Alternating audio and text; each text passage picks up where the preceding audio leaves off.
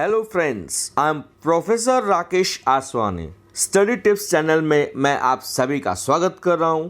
Friends, आज का जो मैं टॉपिक कवर करने जा रहा हूं उसका नाम है व्हाट इज लिबरलाइजेशन। लिबरलाइजेशन की अगर हम बात करें तो ये शॉर्ट नोट में हमेशा एग्जाम में पूछा जाता है और बहुत ही इम्पोर्टेंट एंड स्कोरिंग टॉपिक है। तो आज हम इस टॉपिक को सीखेंगे एकदम ही सरल भाषा में। तो चलिए स्टार्ट करते हैं लिबरलाइजेशन के बारे में। लेकिन उसको जानने से पहले हम देखेंगे कि लिबरलाइजेशन को समझना है तो सबसे पहले स्क्रीन पे आपको दिख रहा होगा न्यू इकोनॉमिक पॉलिसी। अब क्या है ये new economic policy? New economic policy was introduced by government on 24 जुलाई 1991। 1991 में जब पीवी नरसिम्हा राव की सरकार थी, उस टाइम पे हमारे देश के हालात बहुत ख़राब थे। 80s और 90s का जो टाइम था वो डिप्रेशन का टाइम था।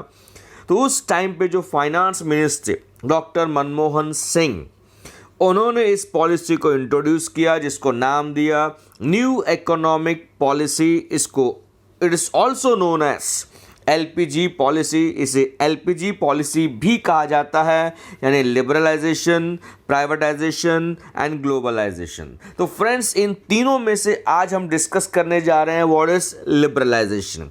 प्राइवेटाइजेशन एंड ग्लोबलाइजेशन का आपको अलग से वीडियो मिल जाएगा। तो चलिए देखते हैं व्हाट इज लिबरलाइजेशन। लिबरलाइजेशन किसे कहते हैं? लिबर्टी का मतलब होता है फ्रीडम। तो पहले क्या था, बहुत सारी पाबंदियां थी, तो उन सारी पाबंदियों को हटा दिया गया ताकि ट्रेड करने में, बिजनेस करने में आसानी हो। तो liberalisation means eliminating unnecessary controls and restrictions for smooth functioning of business. Business को स्मूथली चलाने में, स्मूथली बिजनेस कंडक्ट करने में आसानी हो, तो सरकार ने अननेसेसरी कंट्रोल्स और रेस्ट्रिक्शंस को, पाबंदियों को हटा दिया। आज़ादी दे दी गई, जिसको जहाँ जो बिजनेस करना है वो कर सकता है। इससे क्या होगा? बिजनेस और एम्प्लॉयमेंट का लेवल बढ़ेगा, कंपटीशन का लेवल बढ़ेगा, पब्लिक को सस्ता भी मिलेगा और अच्छा भी मिलेगा।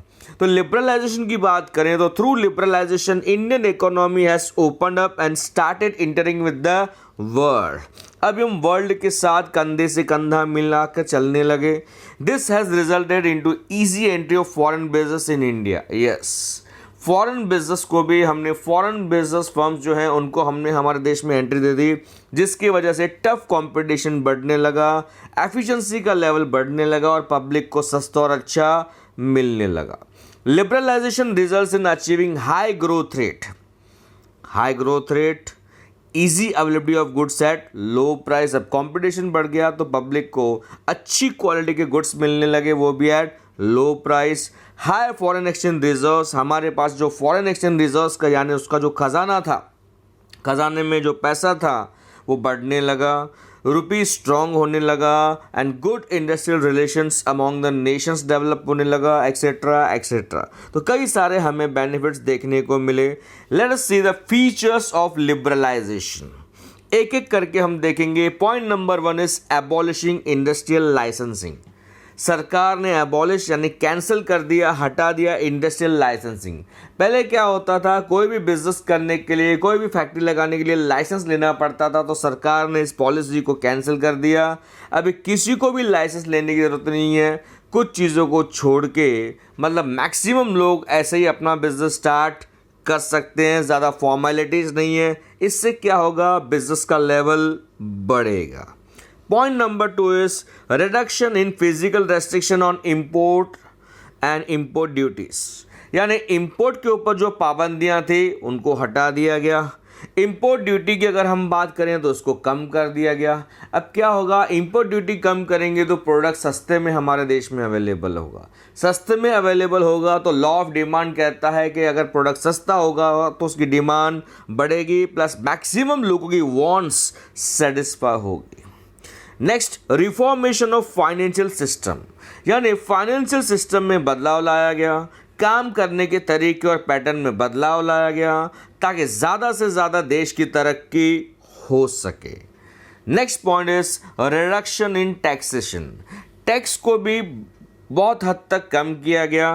क्या टैक्स कम होगा तो लोगों का प्रॉफिट बढ़ेगा, प्रॉफिट बढ़ेगा तो लोग ज़्यादा शॉपिंग करेंगे, उनका स्टैंडर्ड ऑफ लिविंग बढ़ेगा, बाकी लोगों को काम मिलेगा, एम्प्लॉयमेंट का लेवल बढ़ेगा। तो इस तरह से सबको बेनिफिट होगा। प्लस टैक्स कम होने की वजह से प्रोडक्ट सस्ता होगा, सस्ता होगा तो मैक्सिमम लोग शॉपिंग करेंगे। अब मैक्सिमम शॉपिंग करेंगे तो टैक्स भले कम है, लेकिन शॉपिंग का वॉल्यूम ज़्यादा होने की वजह से सरकार को अच्छी खासी क्या होगी, इनकम होगी। Point number 5 is reduction in control on foreign exchange. Foreign exchange में जो सरकार का कंट्रोल था, सरकार ने अपने कंट्रोल को कम किया ताकि आसानी से फॉरेन एक्सचेंज को हम यूज़ कर सकें, यानी इंपोर्ट एक्सपोर्ट करने में आसानी हो। Next point is changing the approach towards industrial sickness. Industrial sickness किसे कहते हैं, जो लॉस मेकिंग यूनिट्स होते हैं उसको हम बोलते हैं इंडस्ट्रियल सिकनेस। तो सरकार ने अपना थिंकिंग, अपना अप्रोच चेंज किया टुवर्ड्स दिस इंडस्ट्रीज। इनको कैसे रिवाइव करेंगे, इनको कैसे सपोर्ट करेंगे ताकि इंडस्ट्री बंद ना हो। इससे क्या होगा, लोगों को जॉब मिलते रहेगा, एम्प्लॉयमेंट का लेवल बढ़ते रहेगा। Next point is point number 8 is attracting foreign investments. अब लिबरलाइजेशन के जरिए सरकार ने फॉरेन इन्वेस्टमेंट को यानी एफडीआई को वेलकम किया, फॉरेन इन्वेस्टमेंट को हमारे देश में वेलकम किया। फॉरेनर्स हमारे देश में आएंगे, अपना पैसा, अपना टेक्नोलॉजी लेके आएंगे। इससे क्या होगा, हमारे देश में नए टेक्नोलॉजी के गुड्स बनना स्टार्ट हो जाएंगे। पैसा उनका रहेगा, टेक्नोलॉजी उनकी रहेगी, हमारे लोगों को जॉब मिलेगा, प्लस हमारे देश की वासियों की वांट्स सेटिस्फाई होंगी तो मैक्सिमम लोगों को बेनिफिट होगा, प्लस सरकार को टैक्स भी मिलती रहेगी।